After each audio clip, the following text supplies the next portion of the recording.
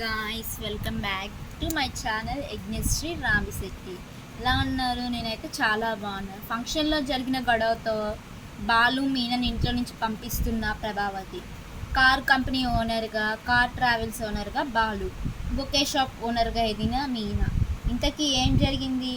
ఫంక్షన్లో గొడవ చేయను అని బాలు అన్నాడు కదా, మరి గొడవ జరగడం ఏంటి? మరి ప్రభావతి వాళ్ళిద్దరిని ఇంట్లో నుంచి బయటకు పంపిస్తే వాళ్ళిద్దరు ఎలా ఎదిగారు మరి ఇంతా కూడా వీడియోలో చూసేసి తెలుసుకునేద్దాం. గుండె నిండా గుడి గంటలు అప్కమింగ్ ఎపిసోడ్స్లో ఏం జరగబోతుంది అనేది ముందుగా తెలుసుకోవడానికి వీడియోని లైక్ చేసి ఛానల్ సబ్స్క్రైబ్ చేసి పక్కనున్న బెల్ ఐకాన్లో ఆల్ ట్యాప్ చేయడం మర్చిపోకండి. మొత్తం మీద చూసుకున్నట్లయితే కనుక ఫంక్షన్ విషయంలో చాలా గట్టిగానే ఉంది ప్రభావతి. ఎట్టి పరిస్థితుల్లోనూ బాలు రాకూడదు అని, కానీ సత్యం మాత్రం చాలా క్లియర్గా బాలు రాని చోటికి నేను రాను అంటాడు. దాంతోపాటు బాలు రాకపోతే మీనా కూడా రాను అని చెప్పేసి తెగేసి చెప్తుంది. భర్తకు చోటు లేని కాడికి నేనెందుకు వస్తాను అంటుంది. ఇలా ఇంటి అందరు కూడా చాలా గట్టిగానే ఉంటారు. ఇంకేముందు, తప్పనిసరి పరిస్థితుల్లో శోభనకు ఫోన్ చేసి బాలు వస్తున్నాడు అనేసరికి శోభన చాలా హ్యాపీగా ఫీల్ అవుతుంది. ఇలా అందరు కలిసి మాట్లాడుకున్న తర్వాత ఇటు మౌనిక వాళ్ళని కూడా పిలవాలి కదా అని చెప్పేసి మౌనిక వాళ్ళ ఇంటికి వెళ్తూ అక్కడ ఆ ఫంక్షన్కి బాలు రావడం, ఇంకా అసలు ఆ ఫంక్షన్లోకి మేము రావడం, ఎక్కువ బాలు రావడం అస్సలు నచ్చదు. ఇదంతా ఎందుకు వచ్చింది, మేము రాము అని చెప్పి అంటాడు సంజు. అసలు ఈ లోపు మౌనిక అయితే నేను రానన్నంత మాత్రాన ఫంక్షన్ ఆగిపోతుందా, ఇప్పుడు నన్ను పిలవాల్సిన అవసరం లేదు, నన్ను రమ్మని అనక్కర్లేదు అంటే ఇటు ఆడపడిచివి నువ్వు లేకుండా ఎలాగా అని చెప్పి అంటుంది. ప్రభావతి పర్వాలేదు, నేను లేనంత మాత్రాన అక్కడ తిండి తినట్లేదా, నిద్రపోవట్లేదా అని చెప్పేస్తుంది. చాలా విసుగ్గా లోపలికి వెళ్ళిపోతుంది. ఇదేంటి నాన్న, మనం వాళ్ళని అవమానిద్దాం అనుకుంటే అనగానే నీ పెళ్ళానికి తెలివితేటలు బాగానే ఎక్కువైపోయాయి, మరి మీరా అందుకే మనం అనవలసిన మాటలన్నీ తనే అనేసి చాలా తెలివిగా పుట్టింటి వాళ్ళని తప్పించేస్తుంది. సర్లే వదిలేసే అని చెప్పేసి అంటూ ఉంటాడు. నేను మాట్లాడుతా, ఖచ్చితంగా అంటాను, ఊరుకోను అని చెప్తాడు. దాంతో ఇంకా మీనా సరే అంటుంది. ఇంకా ఏమి చేయలేని పరిస్థితిలో ఒప్పుకున్నా సరే కానీ అక్కడికి వచ్చి మాత్రం ఏం గొడవ చేయకు, మనసులో గిల్టీ అలాగే ఉంటుంది మీనాకి. ఇంకేముంది, ఫంక్షన్ టైం అవ్వనే అవుతుంది, అందరు కలిసి ఫంక్షన్కి వెళ్తారు. ఇంకా అక్కడికి వెళ్ళిన తర్వాత ఒక్కొక్క ఏర్పాటు చాలా చక్కగా జరుగుతుంది. ఈలోపు రోహిణి చెప్పినట్లుగానే ఇంకా తన ఇంట్లో ఉన్న నగ తాకట్టు పెట్టి తీసుకొచ్చి సుగుణమ్మ రోహిణికి డబ్బు ఇస్తుంది. ఆ డబ్బుతో రోహిణి ఇంకా పుస్తల తాడు చేయించుకొని అది కాస్త కొరియర్లో వచ్చే ఏర్పాటు చేస్తుంది. అది కూడా మలేషియా నుంచి వచ్చినట్టుగా కొరియర్ తీసుకొని వింధ్య అరేంజ్ చేసిన మనిషి వచ్చి ఇచ్చేసరికి ప్రభావతి తాడు చూసి మురిసిపోతూ, పోనీలే మీ నాన్న రాకపోయినా ఇదైనా పంపించాడు అని చెప్పి అంటుంది. ఇంకా దాంతో ఆ ఫంక్షన్లో తూతు మంత్రంగా మొత్తానికి రోహిణి ఇటు శృతికి ఇద్దరికి కూడా పుస్తలు మార్చేసి ఫంక్షన్ జరిగిపోతూ ఉంటుంది.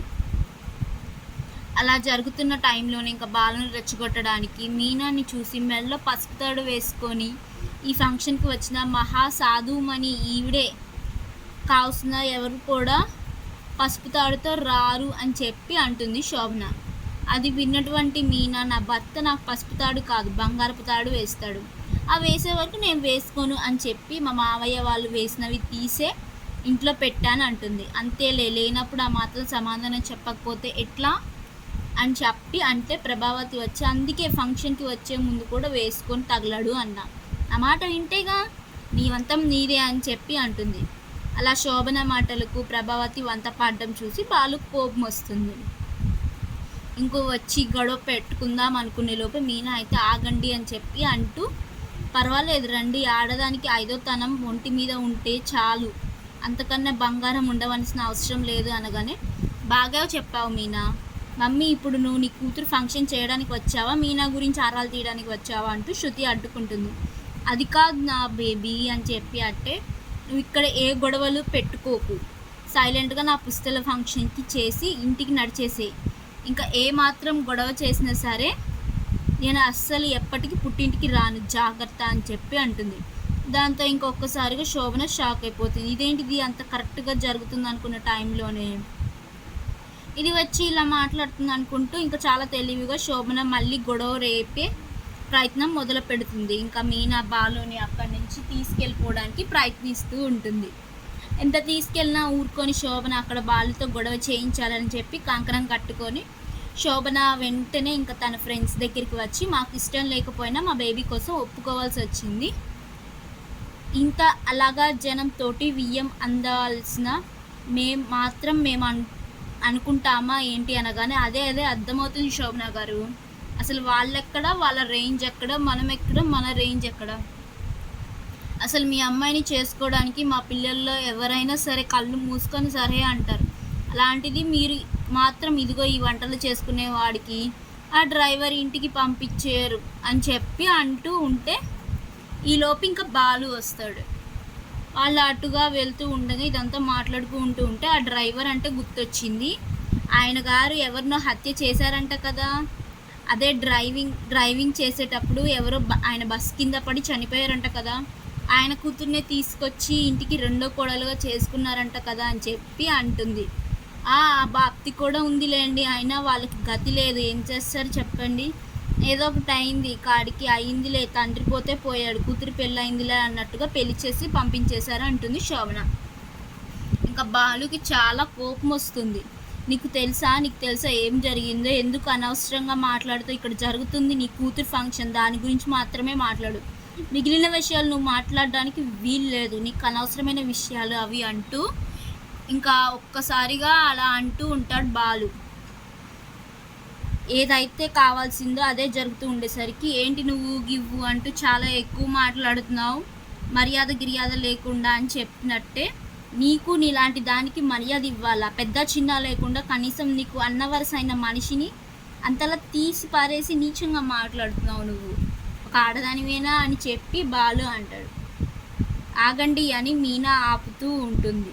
ఇంకేముందు గొడవ రాజుకి ఉంది అని చెప్పేసి ఇంకొక గొడవ ఒక్కొక్కటిగా పెరిగిపోతూ ఉంటుంది. ఇంకా మీనా బాలుని గట్టిగానే పెట్టుకొని పదండి అని చెప్పి లాక్కెళ్ళిపోతుంది. ఇంకా సత్యం అయితే వాళ్ళ వంక చాలా సీరియస్గా చూస్తూ, దీనికోసమే కదమ్మా ఇంత చేసింది, ఈ గొడవ జరగాలనే కదా బాలుని రెచ్చగొట్టారు, ఇప్పుడేం కావాలి మీకు, మీ అల్లుడు మీ ఇంటికి వచ్చేయాలి అంటాడా. సత్యం తన ప్లాన్ వర్కౌట్ కాలేదు, దాంతోపాటు అసలు విషయం కూడా బయట తెలుసుకోవడంతో శోభన కొంచెం కాంగు తింటుంది. వెంటనే రవి వంక చూస్తే, ఏరా నీకు ఇల్లరికం వెళ్ళాలని ఉంటే వెళ్ళిపో, అనవసరంగా కుటుంబాల్లో గొడవలు తీసుకురాకు, చిచ్చులు పెట్టకు అంటే, నేనెందుకు ఇల్లరికం వెళ్తాను నాన్న, నాకేం అవసరం, అయినా ఇల్లరికం వస్తారని నేనేం చెప్పలేదే, ఏం శృతి నేనేమైనా ఇల్లరికం వస్తారని చెప్పానా, మీ అమ్మ వాళ్ళకి నువ్వే ఆ మాట చెప్పావా అంటే, చాలా అలా ఎందుకు చెప్తాను నేను అని చెప్పి అంటుంది. మమ్మీ ఏంటిదంతా అని చెప్పి అంటూ ఉంటే, బేబీ అది కాదు, ఆ ఇంట్లో నువ్వు సుఖపడలేవు, పదం మన ఇంటికి వెళ్ళిపోదాం, అల్లుడు గారు మీరు కూడా రండి అని చెప్పి అంటూ ఉంటుంది. ఇంకా చాలు అత్తయ్య గారు, మీరు చాలా ప్రేమగా వచ్చి శృతికి పుస్తలతాడు ఫంక్షన్ చేస్తుంటే నిజమే కావచ్చేమో అనుకున్నా, కానీ దాని వెనుక ఇంత కుట్రగా ఉందని మేము గ్రహించలేకపోయామని చెప్పి అటు ఇంకా అక్కడి నుంచి ఒక్కొక్కరిగా అందరూ వెళ్ళిపోతారు. ఇంటికి వెళ్ళేసరికి ప్రభావతి అక్కడ ఫంక్షన్ హాల్లో కనిపించదు. ఇంటికి వెళ్ళేసరికి ప్రభావతి నట్టింట్లోనూ కూర్చొని శివతాండవం ఆడుతూ ఉంటుంది. ఎందుకు అలా అరుస్తున్నావు అనగానే, ఈ విధవ చేసిన పని వల్ల ఎవరికి మనశ్శాంతి లేకుండా పోయింది, ఇప్పుడు రవిగాడి జీవితం కూడా నాశనం అయిపోతుందని చెప్పి అంటూ ఉంటే, వాడి జీవితానికే వాడు బాగానే ఉన్నాడుగా అని చెప్పి అంటూ ఉంటుంది.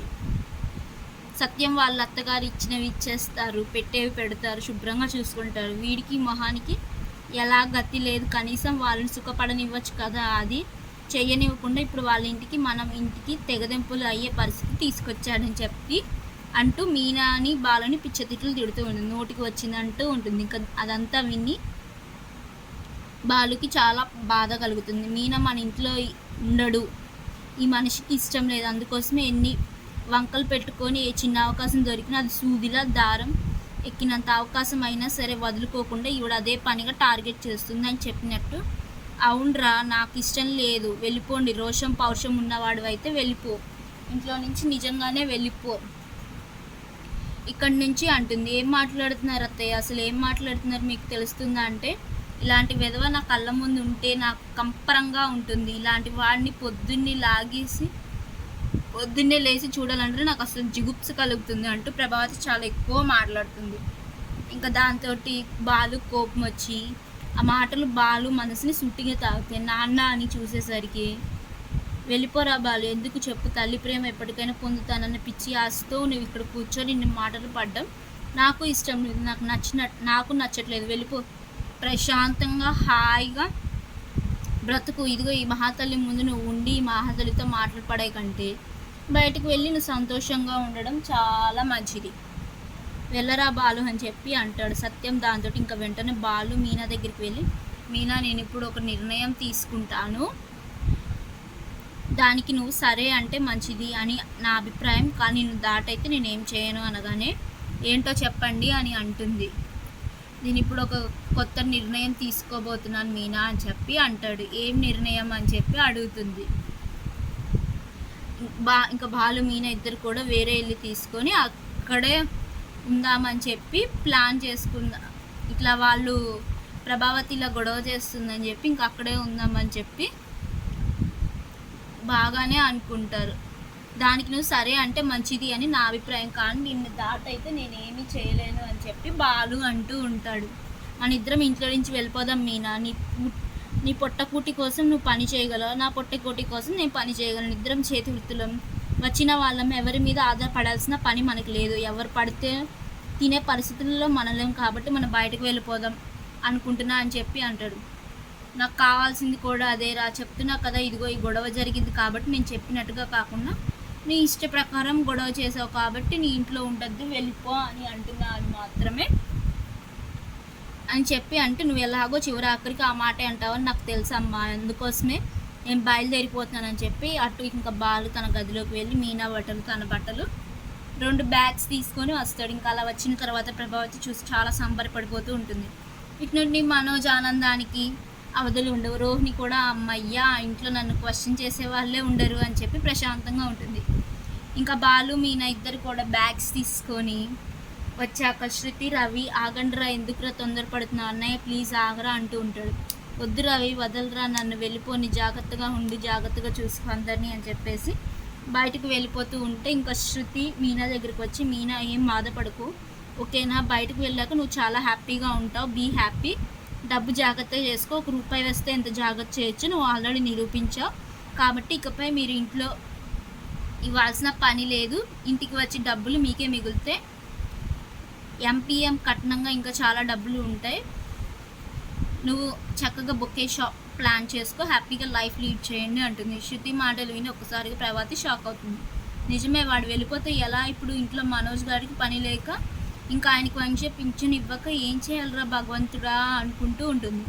అనుకున్నా సర్లే అయ్యిందిలే అంటూ ఉంటే ఇంకా నమస్కారం, నీకు నమస్కారం, నువ్వు నాకు తల్లివి కాదు, నేను నీ కొడుకుని కాదు, ఇది నీ కోడలు కాదు, ఇంటికి ఇది ఒక పని మనిషి, నేను ఒక డబ్బులు ఇచ్చే కూలివాడిని అంతే, అంతకు మించి ఈ కుటుంబానికి నాకు ఎటువంటి రిలేషన్ లేదు, నాకున్న రిలేషన్ అల్లా అదిగో ఈ పెద్ద మనిషితోటి, ఈయన నా కన్న తండ్రి కాబట్టి ఈయన కోసమే ఇన్నాళ్ళు ఇంట్లో ఉన్నాను, ఏమైనా కాస్తో కూస్తూ ఉంటే ఆ నలభీమగాడి మీద ఉందేమో ప్రేమ తప్ప నా చెల్లెలు మౌనిక మీద ఉందేమో తప్ప ఇంకెవరి మీద ఇంట్లో నాకు ప్రేమ లేదు, కాబట్టి దయచేసి నన్ను వదిలేసేయండి, నువ్వెన్ని మాటలు చెప్పినా ఇంకా నేను ఆగేదే లేదన్నట్టు వాళ్ళు మీనాన్ని తీసుకొని ఇంట్లో నుంచి బయటకు వెళ్ళిపోతాడు. ప్రభావతి అలా నిలబడి చూస్తూ ఉంటుంది. శృతి ప్రభావతి వంక చూస్తూ, ఇప్పుడు ఉంటుంది అత్తయ్య మీకు, ఇప్పటి వరకు ఒక లెక్క నడిచింది, ఇంకా మీకు ఉంటుందండి అంటూ గదిలోకి వెళ్ళిపోతుంది. ఇంకా బాలు మీనా ఇద్దరు కూడా వేరే ఇల్లు తీసుకొని అక్కడే ఉంటారు. ఇంకా బాలు అయితే డైలీ వేసే ట్రిప్స్ డబ్బులు చాలా రావడంతో వాటిని అన్నింటినీ జాగ్రత్త చేస్తాడు. ఇంటి నుంచి మీనా కూడా కొత్త కొత్త ఆర్డర్స్ తీసుకోవడం, ఇంకా బాలు తన దాచిన డబ్బులతోటి ఈ పూల బండిని కాస్త బొకే షాప్ పెట్టించడం, ఇలా ఒక్కొక్కటిగా అంచెలంచెలుగా ఎదుగుతూ ఇద్దరు కూడా చాలా హ్యాపీగా ఉంటారు. ఇంకా అలా సంతోషంగా ఉన్న వాళ్ళని చూసి కామాక్షి వచ్చి ప్రభావతితో, ఎంత తప్పు చేసావో నీకు అర్థమవుతుందా, వాళ్ళిద్దరిని బయటకు పంపించావు, చిలక గోరింకల్లా చక్కగా సంతోషంగా ఉన్నారు, చక్క మంచి ఇల్లు, అబ్బో వాళ్ళ ఇంట్లో ఉన్న సామాన్లు అయితే అది ఉంది ఇది ఉంది అని చెప్పి అది ఇది అని చెప్పి చెప్తుంది. వాళ్ళు చాలా సంతోషంగా ఉన్నారు అని చెప్పి. ఇంకొక విషయం చెప్పనా, పార్వతమ్మని ఇంకా సుమతిని బాలు దగ్గరికి తెచ్చిపెట్టుకున్నారు, ఇల్లంతా పార్వతమ్మ చక్కబెడుతూ ఉంటుంది. ఇంటి నుంచి మీనా బొకే షాప్ చూసుకుంటుంది. అక్కడ గుడి దగ్గర ఏమైనా ఆర్డర్స్ వస్తే వాటిని మీనా ఇక్కడ షాప్లోనే కట్టి పంపిస్తుంది. వాళ్ళ అమ్మతో అక్కడ బండి కూడా తీయించేసింది అంటూ కామాక్షి చెప్పిన మాటలకి ఇంకొకసారిగా ప్రభావతి షాక్ అయిపోతుంది. ఏంటిదో ఒక రకంగా నేను కరెక్ట్ చేశాను అనుకుంటే ఇప్పుడు తప్పు చేశాను అర్థమవుతుంది. వెళ్ళి పిలిచినా వాడు వస్తాడో రాడో అనుకుంటూ ఉంటుంది. ఇంకా మనోజ్ రోహిణి అయితే రోజు రోజుగా ఎదుగుతూనే బాలు మీనా గురించి ఇంట్లో మాటలు వింటూ తట్టుకోలేకపోతూ ఉంటారు. రోహిణి ఇంకేదో పుల్లలు వేద్దాం అనుకున్నా అక్కడ పప్పులు డొక్క నోరు మూసుకుంటుంది. మనోజ్ మాత్రం జాబ్ వెతుకుతూనే ఉంటాడు. ప్రభావతి ఇంట్లో కష్టాల కళలు మొదలైపోతుంది. ఇంట్లో పనంతా చేస్తూ ఇటు రోహిణికి ఇంకా శృద్ధికి కాఫీలు టీలు అందిస్తూ టిఫిన్లు చేసి పెడుతూ ప్రభావతి పని అయిపోతుంది. ఇంకా సత్యం అయితే బాలు వెళ్ళిపోయాక ఇంట్లో రూపాయి కూడా ఇవ్వడం మానేస్తాడు. అంతేకాకుండా ఇంకా వెళ్ళి బాలు వాళ్ళతోటి కొన్నాళ్ళు అలా ఉండొస్తానని చెప్పి ఉండటం ఇదంతా చూసి ప్రభావతి షాక్ అయిపోతుంది. తప్పు చేశానని అర్థం చేసుకొని తను సరిదిద్దుకునే పరిస్థితి లేకపోవడంతో ఏం చేయాలో అర్థం కాక ఆలోచనలో పడిపోతుంది. చూద్దాం మరి రాబోయే ఎపిసోడ్స్లో ఏం జరగబోతుందో.